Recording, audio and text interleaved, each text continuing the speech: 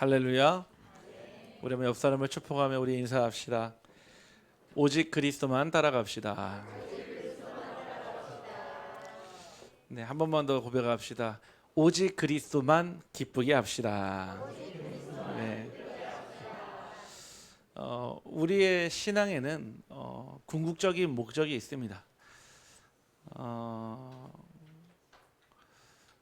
우리의 신앙의 그 고백은 결국 하나님을 영화롭게 하며 하나님을 기쁘시게 하는 게 우리의 본래 목적이자 신앙의 목적입니다. 그래서 그 대요리 문답 첫 구절이 인간의 목적이거든요. 하나님을 기쁘시게 하는 것. 그러면 여러분들이 우리가 어떻게 하나님을 기쁘시게 할 것이냐 했을 때는 분명 육이 아닌 영으로 기쁘게 한다는 것은 저와 여러분이 알고 있습니다. 그래서 우리가 어떻게 하나님을 기쁘시게 하며 또 하나님은 우리가 어떻게 따라오기를 원하시는지 오늘 말씀을 통해 같이 나누기를 소원합니다.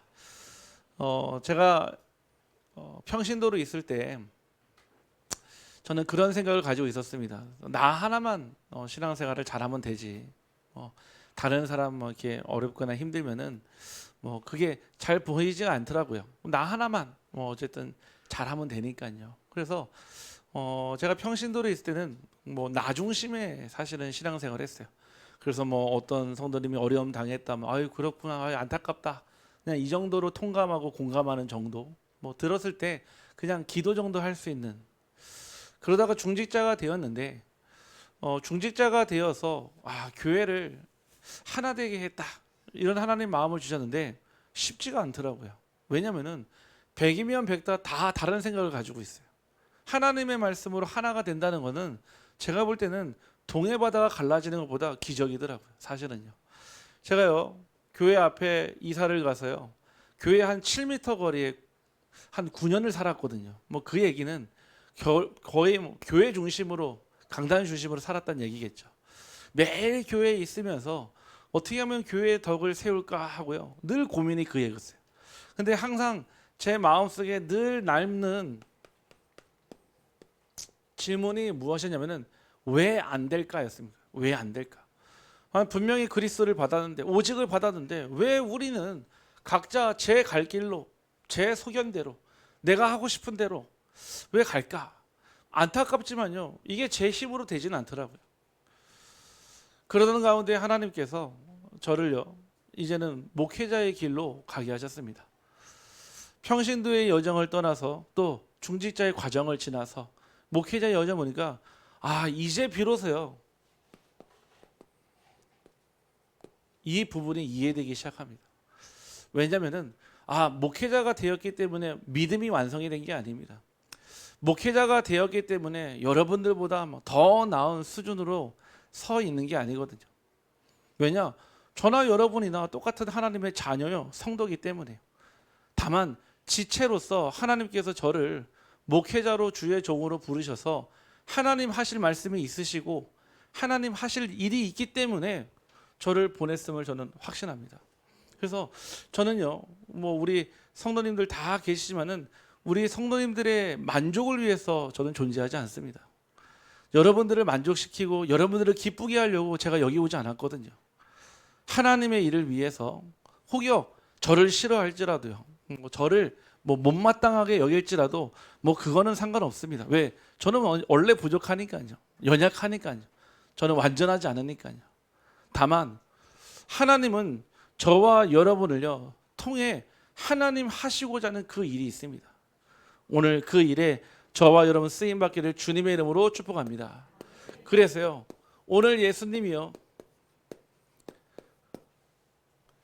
제자들과요 식사하는 마지막 자리에서요 너는 나를 따르라 이 얘기를 했거든요.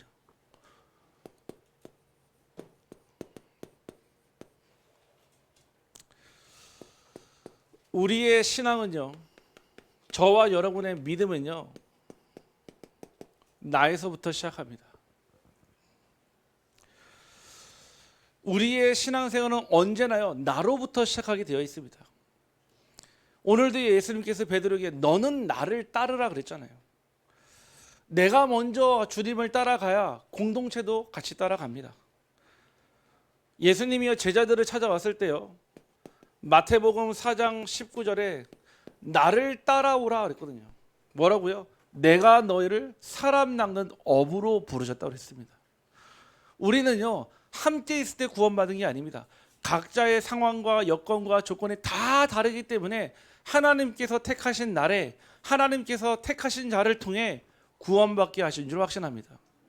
그래서 신앙의 시작은요 나로부터 시작이 되는 거예요. 나로 부르신 제자들을요 한 명 한 명 따로 만나신 다음에 그들을요 12명이라는 무리 속으로 함께 모으셨어요. 결국 이 나는요 하나님께서 우리라고 하는 언약의 축복과 한 팀의 응답으로 주셨거든요. 그래서요 그 성도라는 말 있지 않습니까? 성도. 한자로 찾아보니까 무슨 뜻이냐? 성인 성자에다가 무리 도자예요. 여러분들을 부르실 때 한 개인 성도지만은 이미 도라는 말이 무리예요. 무리. 영어로는요 성도를요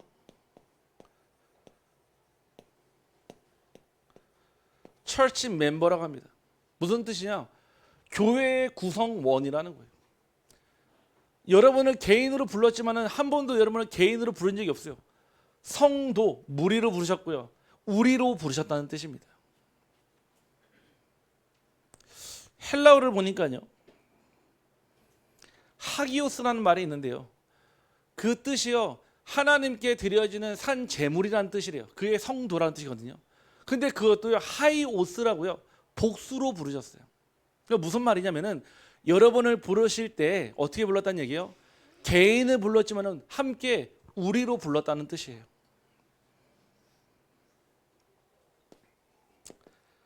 마가복음 3장 13절 말씀이요. 예수님이 제자들을 이렇게 부르십니다.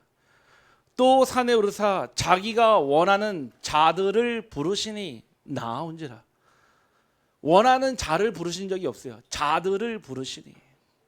즉 여러분 한 사람을 부를 때요 한 사람을 부른 것 같지만 하나님은요 우리 모두를 부르신 줄 확신합니다.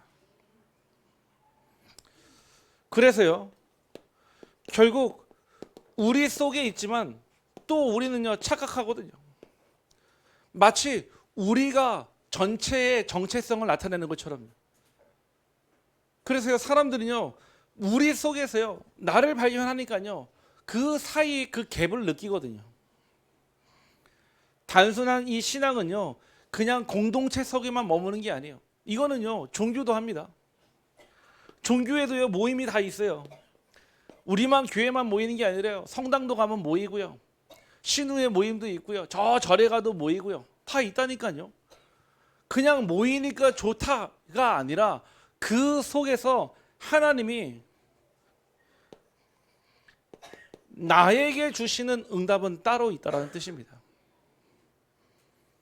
결국 본질은요 하나님과 나의 그 1:1 관계예요.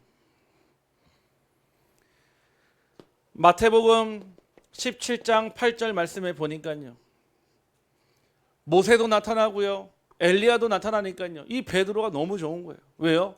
모세와 엘리야는요 이스라엘 민족이요 가장 존경하는 인물 중 하나입니다. 마치 우리나라에서요 이순신 장군이요 세종대왕이요 이런 것처럼요 모세와 엘리야는요 민족의 지도자이자 민족의 영웅이에요. 근데요 저기에 모세가 있고요 엘리야가 있고 예수 같이 있으니까 베드로가 난리가 난 거예요. 뭐라고 합니까? 주여 여기에다가 초막셋을 지어놓고. 무슨 뜻입니까? 무리. 우리가 함께 모여서요 예수님 이제 천국 가지 마시고요 승천하지 마시고 우리 여기서 함께 행복하게 삽시다. 이 공동체에 의하는 거예요. 그런데요 뭐라고 합니까? 모세도 사라지고요 엘리야도 사라지고 오직 예수만 남았거든요.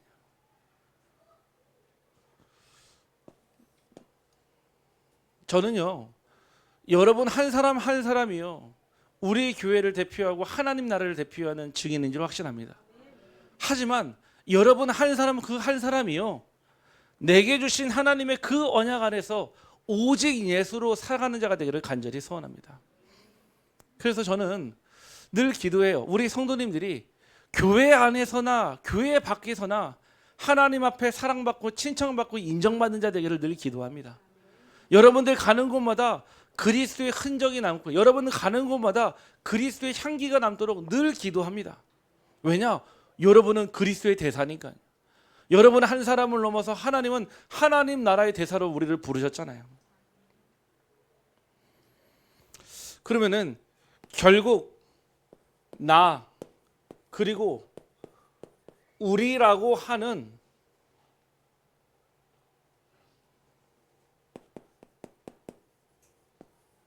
균형이 중요하겠죠.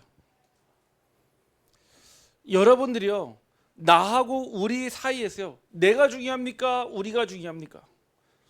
이런 질문하는 사람 없겠죠. 나, 개인과 우리 모든 다 중요한 거예요.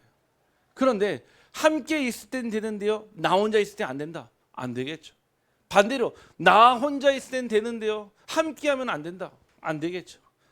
그래서 우리는 이 응답을 같이 받아야 합니다. 그리고 예수님은요, 언제든지요, 무리와 제자 함께 하다가 무리만 또 제자만 따로 하셨어요. 언제나 예수님은요, 무리와 제자와 늘 다니면서요, 제자는요 따로 빼세요, 제자의 말씀을 따로 주셨습니다. 그거는 차별이 아니에요. 분별입니다. 왜냐? 지금도 하나님은요, 누구를 찾습니까? 나와 우리의 균형과 조화를 하는 제자를 찾고 계십니다. 오늘 이 말씀이 들려지고 믿어지기를 주님의 이름으로 축복합니다. 제가 이것을 모르고 신앙생활 할 때는요, 언제나 나에게 갇히더라고요.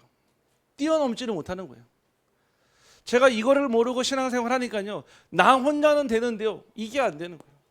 함께하는 게 안 되는 거예요. 마치요, 나보다 안 되는 것 같고요, 모자란 것 같고요. 그러니까요, 안 표현하려고 하는데 그게 무의식적으로 드러나더라고요. 그러니까요, 이 사회에서 어딘가쯤에서 나는 모르게 뭐 하고 있냐? 열심히 신앙생활을 하는데요, 방황하고 있어요. 분명히 아는데, 답도 알고 길도 알고 다 아는데요, 뭐가 아니냐? 나 혼자요, 방황하고 있더라고요. 그때 하나님께서요, 저를 고아처럼 버려두지 아니하시고요, 찾아오셨어요. 눈으로 보이게 찾아온 건 아니지만 제게 뭐라고 말씀하셨냐? 딱 그 질문이에요. 너는 나에게 일부를 줬냐? 아니면은 전부를 줬냐? 물어보시더라고요. 겉으로 표면으로 보기에는요, 저는 전부를 드린 사람처럼 보였는데요, 제 안에서는요, 일부만 드렸었어요. 그냥 입술로만, 생각으로만 말씀 잘 듣고 정리 잘하고, 포로 말하면요, 막 엄청 잘하고요. 네. 그런데요, 진짜 혼자 있을 때 나를 알잖아요. 늘 갈급한 나, 마치요 사막의 황무지처럼요, 물 한 방울 풀 한 폭이 없는 나. 그러니까 늘 그런 상태니까요, 이 전부를 드린 적이 없으니까 전부를 드리는 게 뭔지 몰랐어요. 그래서 하나님께서 제 인생의 전부가 무엇인지 알려주신 데가 어디냐? 네, 어린이집 조리실이었습니다. 네. 거기가 뭐 그러겠냐? 요셉에게는 감옥이 있었다면 제게는 어린이집 조리실이었습니다. 네? 다윗에게는 쫓겨냈던 시절이 있었지만 제게는요, 그 2평도 안 되는 그 공간이요, 제게는요 가장 이 시간이었어요. 질문이 이거밖에 안 했어요. 나는 하나님께 전부를 드렸을까? 일부를 드렸을까? 마음에요, 한 번도 제 인생 전부를 드려본 적이 없었던 거예요. 한 번도. 하나님을 믿는다 하면서. 제 얘기는요, 전부를 드린다는 게 굳이 목회자가 된다 이 뜻을 얘기하는 게 아닙니다. 진짜 내 인생의 전부, 내 생명까지도 하나님께 정말로 완전히 맡겨드린 적이 있냐라고 제게 자문해 봤을 때요, 아닌지, 그런 적이 없었어요. 솔직한 말로. 2년 동안요, 하나님께서 이 질문 앞에요, 저를 딱 세우는데 처음엔 너무 부끄럽더라고요. 안 들키고 싶더라고요. 외면하고 싶더라고요. 내 것 아닌 것처럼 행동했어요. 그런데 자꾸 이 질문이요, 제게요 점점 커지는 거 있죠. 말씀을 드려도 이걸로 드리는 거예요. 기도를 해도 이걸로 들려요. 누구를 만나도 이걸로 보이는 거예요. 근데 나중에 차이를 알았어요. 아, 일부를 드린 것과 전부를 드린 것. 결국은요, 내가 문제더라고요. 아무리 환경 탓을 하고요, 아무리 다른 사람 탓을 해도요, 결국은요, 내가 문제더라고요. 그러면은 내 자신을요, 책망하고요, 자책하고요, 하면 될까요? 갈라디아서 2장 20절에 우리가 십자가에 죽었다는 얘기는요, 죽어야지만이 다시 살 수 있기 때문에 우리는 죽어야 합니다. 죽어야지만이 희망이 있기 때문에 우리는 죽어야 되는데 살아나지를 못하는 거예요.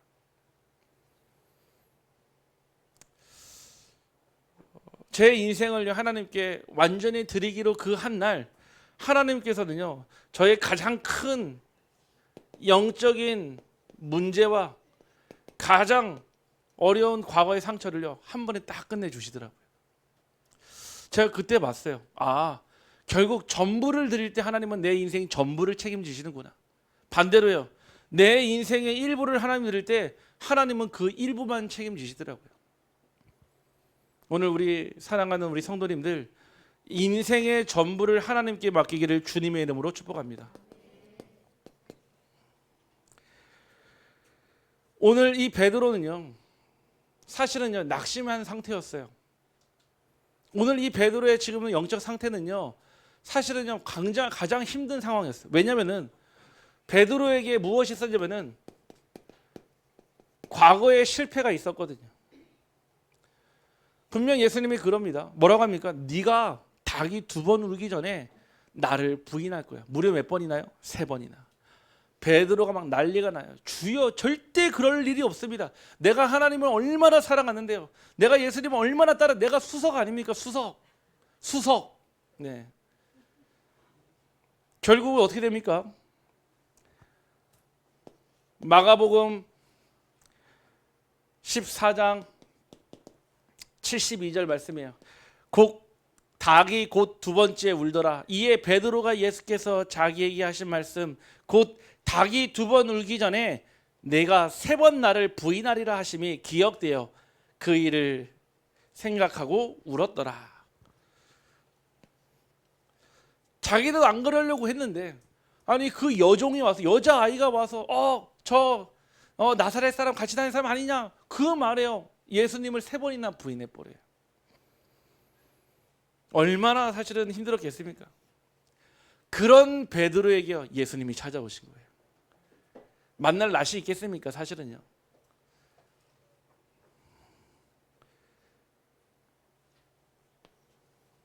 베드로는요, 예수 그리스도를 3번의 부인을 했습니다. 모르겠습니다. 만약에 제가 같은 상황이었으면 어떻게 할지. 근데 아마 똑같지 않겠습니까? 베드로로 그랬는데요, 수석인데도요. 예수님의 모든 기적과 말씀을 다 체험한 베드로도 그랬는데 우리는 안 거리라는 보장이 있겠습니까? 그런데 오늘요, 본문에 19절 전에 15절부터 말씀을 쭉 보면요, 예수님이요, 베드로에게요 3번의 질문을 합니다. 뭐라고 하시냐? 네가 나를 사랑하느냐? 분명히 과거의 실패로, 과거의 상처와 감추고 싶은 과거 속에 베드로가 있는데 예수님은 찾아오셔서 똑같이 3번의 질문을 합니다. 네가 나를 사랑하느냐? 네가 여기 있는 많은 사람들보다 나를 진짜 사랑하느냐? 물어보시거든요. 그때요, 베드로가요, 내가 주를 사랑하나이다 고백하거든요. 또 내가 주를 사랑하는 줄 주님이 더 잘 아신다고 고백을 합니다. 그때 내 어린 양을 먹이라, 또 내 어린 양을 치라. 마지막 질문에서는요, 내 어린 양을 먹이라 말씀하십니다. 예수님은요, 과거의 실패, 상처에 사로잡힌 베드로에게요 3번의 질문으로요, 과거를요, 너를 부르신 부르심의 소망을요 전달합니다. 이게 복음입니다. 아니 예수님 입장에서 오자마자 바로 귓방뱅이를 한 대 날렸어야죠. 네가 어떻게 나한테 그럴 수 있냐? 그렇지 않겠습니까? 그런데 예수님은요, 묻지도 따지지도 않아요. 뭘 잘했냐 못했느냐. 뭐합니까?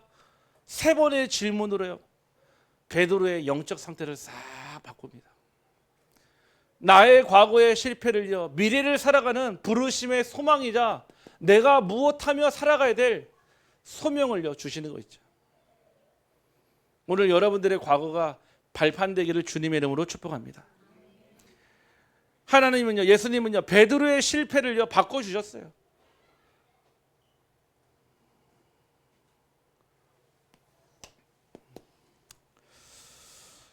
많은 사람들은요, 끊임없이 계속 뭐하냐 이거 합니다.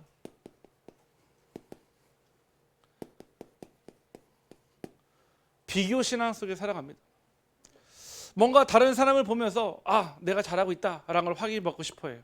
뭔가 다른 사람을 보면서 왜 나는 안 되지 하고 자꾸 자신을요 비교합니다. 오늘 베드로도 그랬어요. 분명히 중요한 말씀으로 하나님의 언약을 딱 주셨는데도 불구하고요, 자꾸 현실에 속는 거예요. 눈에 보이니까요. 20절 말씀이에요.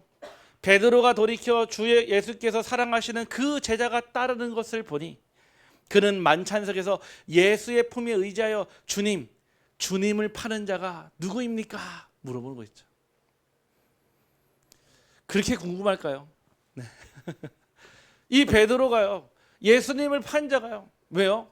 자기의 눈에 보여 분명히 말씀에 있다고 했거든요. 이 가운데 있으니까 12명 가운데 같이 밥 먹고 같이 포도주 마시고 같이 빵 먹지만은 이 중에 한 명은 예수님 팔 걸 알고 있으니까요.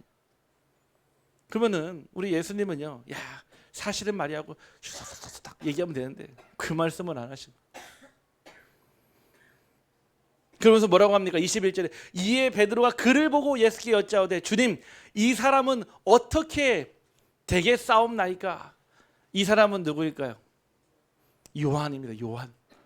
자기랑 같이 신앙생활하는 제자 중에 한 명이 그 요한은요, 앞으로 어떻게 될지를요 예수님께 또 물어보는 거예요.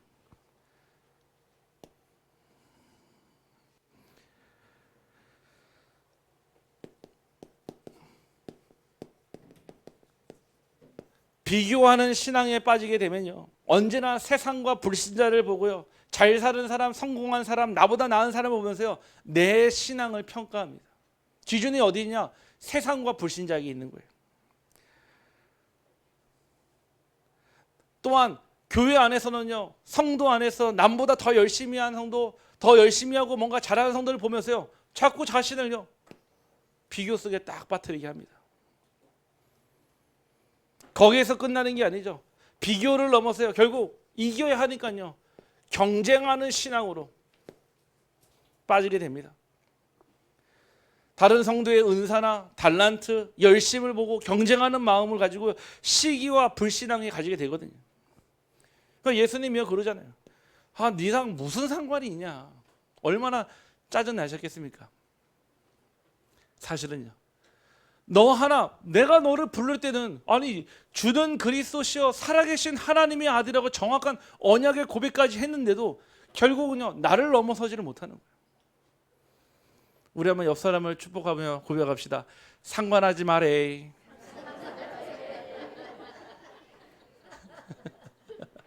네, 상관하지 마세요. 네, 옆 사람이 이 얘기는요 무관심하라는 얘기가 아니에요. 만약 내 눈에 보였다, 기도해 주라는 사인이에요. 그게 우리 아니겠습니까? 예수님이 늘 그거를 말씀하시는 거예요. 꼭 누가 잘해야 됩니까? 꼭 누가 드러나야 됩니까? 아니에요. 우리는요 하나님 주시는 말씀과 균형과 조화를 이루는 한 팀이라니까요. 아니요, 부모가 잘 못할 수도 있죠. 부모가 역할을 못할 수 있죠. 그러면은 자녀가 부모를 욕하는 게 당연한 거겠습니까? 아니잖아요. 자녀가 못할 수도 있죠. 못하면은 화는 나겠지만은 이유라? 네, 화는 나겠지만요. 그거 어떻게 하겠습니까? 네, 받아들여야죠. 네, 인정해야죠. 네. 왜냐? 그거는 포기가 아니에요. 하나님은요 저와 여러분이요 누군가 비교해서 잘하고 못하고를 따져서 상 주시는 분이 아닙니다. 여러분에게 맡겨진 목 있어요. 분명 믿음의 분량이 있습니다. 그만큼이 채워지지 않을 때는요 하나님 혼내시겠죠. 믿음의 분량이 있으니까, 자기의 몫이 있으니까요. 하나님은 잘했다 못했다 금은메달, 은메달, 동메달을 주시는 분이 아니라 여러분이 있는 그 자리에서 늘 그리스도로 오직 되기를 간절히 소원합니다.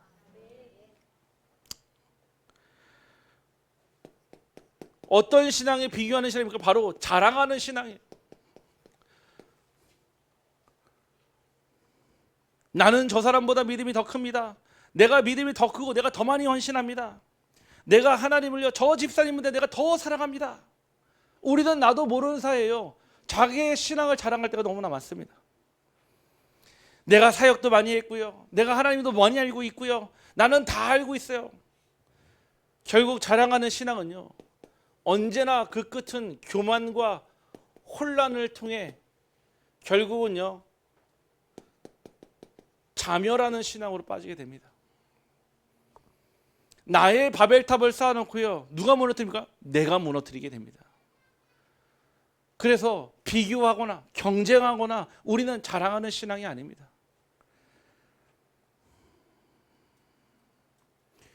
오늘 우리가 자랑할 것이 있다면은 고린도 후서 11장 30절 말씀에 내가 혹시 부득불 자랑할 것이 있다면 나의 약함을 자랑한다라고 배웠습니다. 혹시 여러분 자랑하고 싶어서 입 근질근질 하시는 분 계시면은 나의 약함을 자랑하기를 바랍니다. 네. 왜냐? 내가 약할 때 곧 강함이 된다 하셨잖아요. 나의 약함이 곧 하나님의 능력이요 하나님의 자랑이라고 했잖아요. 갈라디아서 6장 14절 말씀에요. 그러나 내게는 우리 주 예수 그리스도의 십자가 외에 자랑할 것이 없나니. 우리는 자랑할 것이 없습니다. 오직 그리스도와 십자가, 그 부활 외에는 자랑할 것이 없거든요.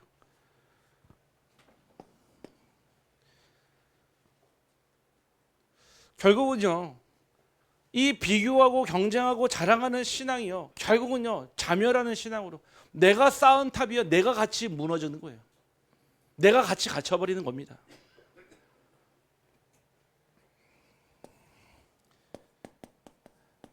그래서 제가요 요즘에 제일 많이 묵상하고 있는 단어가요,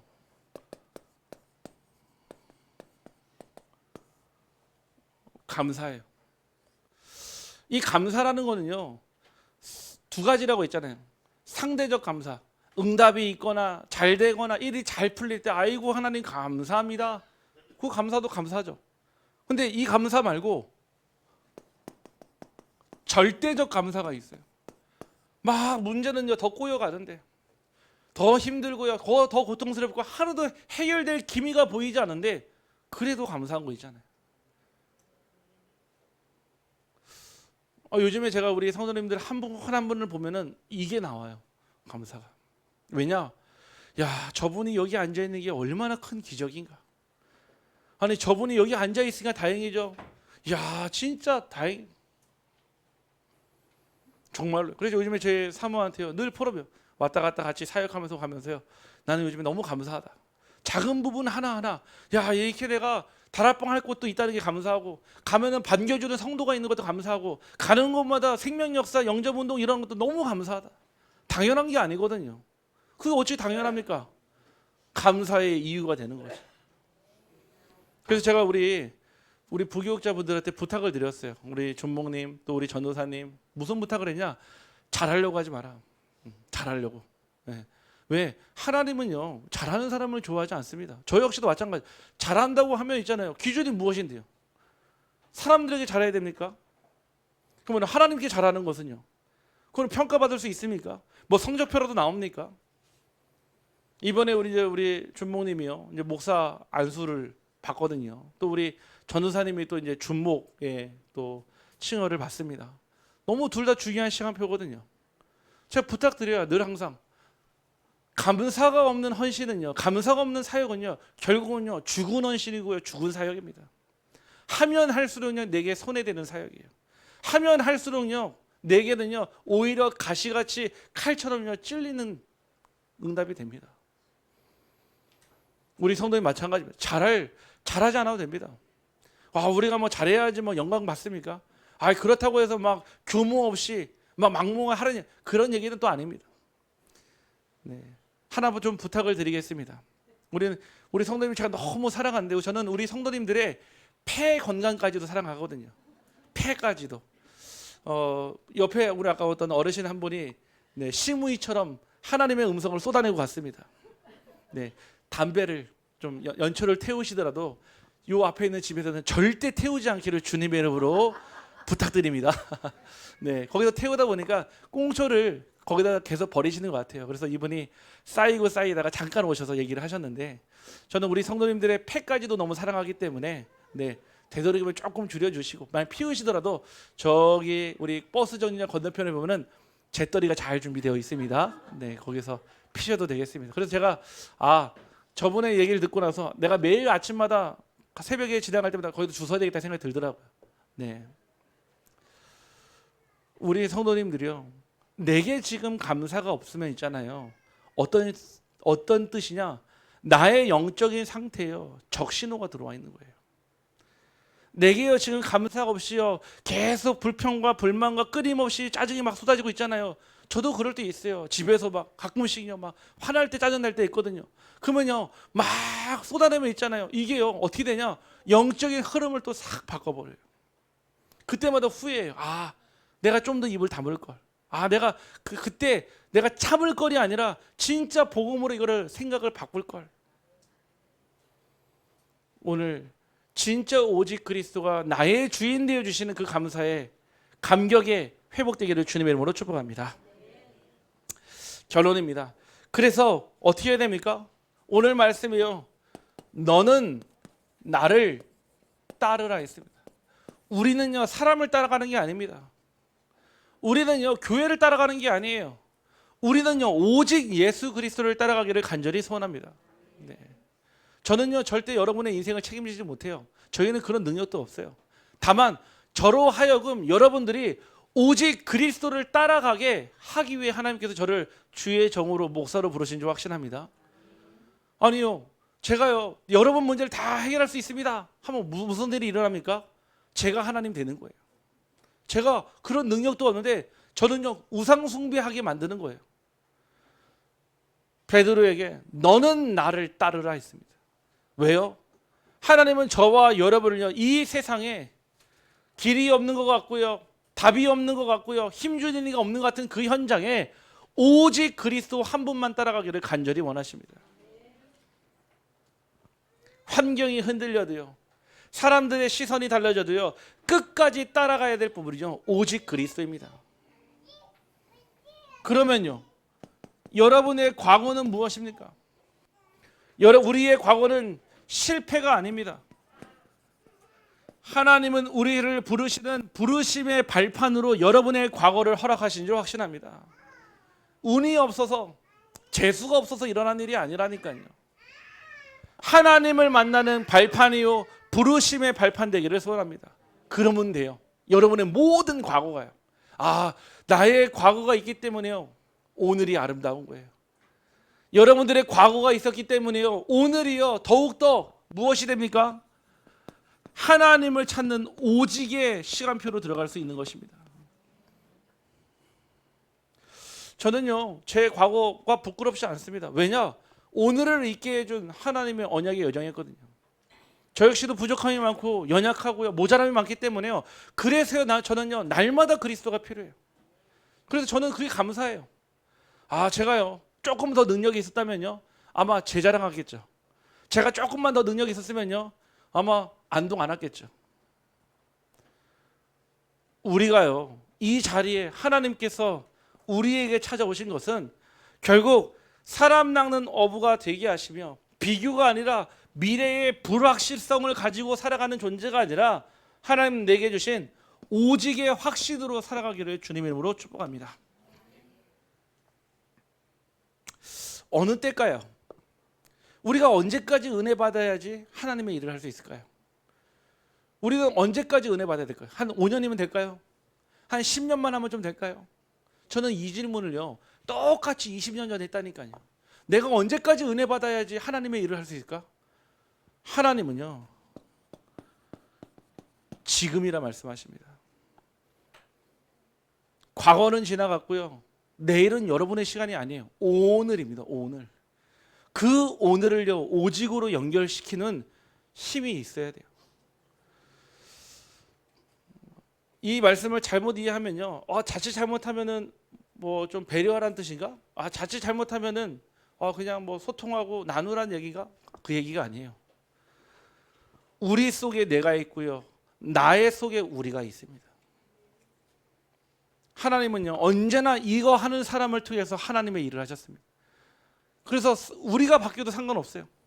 계속 사람이 바뀌어야 돼요. 오늘 오랜만에요, 우리 교회 예전에 신앙생활 하다가 오랜만에 오신 그분이 소개하기를 낙심자라고 소개하시더라고요. 낙심자. 정말 오랜만에 한 1년 만에 예배드리러 오셨어요.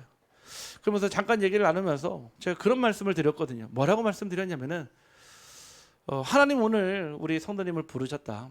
오늘 예배드리는데 어떠냐니까 마음이 편안했대요. 그러면서요, 잠깐 자기 주변 현재 상황 얘기하더라고요. 가정 상황, 뭐 자녀, 현재 또 가게 상황 쭉 얘기하시더라고요. 제가 딱 듣고 나서 하나님께서 이분을 지금 부르셨구나. 지금. 그래서 제가 이분한테 신앙생활을 좀 주일 얘기하시니까요, 매주 나오겠다 하더라고요. 매주 나오겠다. 그렇죠. 뭐 하나님께서 힘 주시면 매주 나오게 하시겠죠. 우리는요, 언제나요, 사람들이 계속요, 우리는 머물러 있는 물이 아니잖아요. 계속 흘러가고 있어요. 지금도 째깍 시간은 흘러갑니다. 그런데 지금 하나님은 여러분을 통해 무엇을 하시기를 원하실까요? 여러분을 통해 대단한 역사, 증거 일어나기 원합니까? 아니요. 얘기하셨잖아요. 내 어린 양을 먹이라. 내 어린 양을 치라.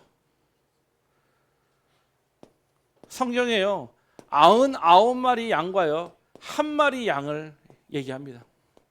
그런데요, 이 99마리 양은 어디에 있냐? 울타리 안에 있어요. 이 1마리 양은 어디 있습니까? 울타리 밖에 있어요. 세상은요, 1마리 정도는 잃어버릴 수 있지. 포기해. 왜? 99마리만 잘 지키면 되니까요. 하지만 하나님의 모든 시선과 관심은요, 여기 1마리에 있습니다. 이게 전부라는 거예요. 우리는 여기에 전부가 있다고 생각하지만 하나님의 전부는요, 여기에 있습니다.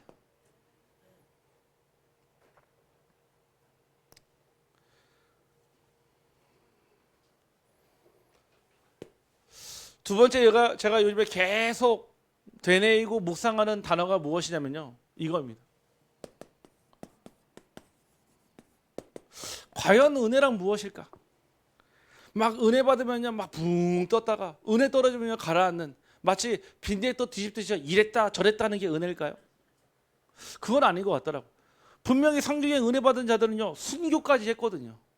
심지어는 그 순교하기 전날까지도 코를 드르렁드르렁 걸면서 잤거든요. 베드로 얘기입니다. 하나님의 그 은혜가 무엇이기에 은혜만 받으면 될까요?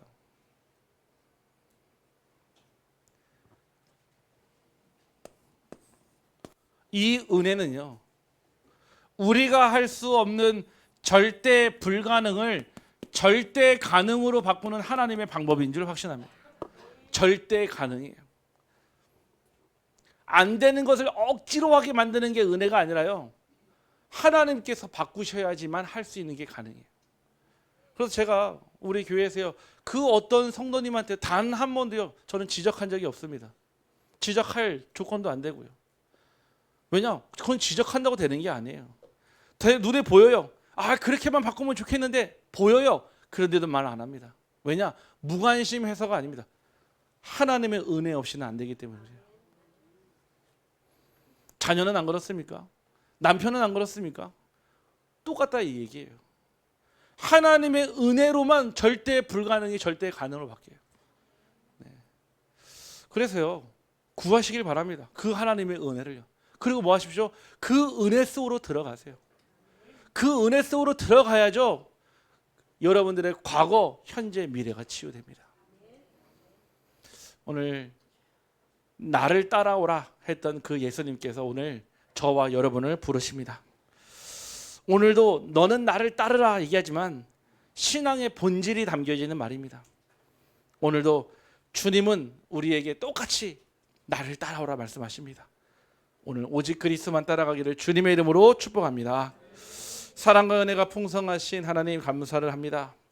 오늘 말씀을 통해 우리 각자에게 주신 부르심의 소망과 소명을 깨닫게 하시니 감사를 드립니다. 하나님, 이 시간 다른 사람을 바라보며 흔들리던 나의 마음을 내려놓고 오직 주님만 따라가는 우리 비추르 교회 우리 모든 성도님들 되게 하여 주옵소서. 예수님께서 부르신 자리에서 순종하며 하나님께만 영광 돌리는 삶이 되게 하여 주시고 우리의 눈과 우리의 시선과 우리의 마음이 오직 예수께로 고정이 되어서 비교와 근심이 아닌 하나님 내게 주신 부르심의 소망과 사명 안에서 하나님께서 맡기신 우리 현장의 모든 잃어버린 양들을 사랑으로 돌보게 하여 주옵소서. 이 시간 하나님 우리의 삶 속에서 주님 나를 부르신 그 길을 내가 따라가기를 원합니다. 고백하며 나아가게 하여 주옵소서. 예수 그리스도의 이름으로 기도하옵나이다.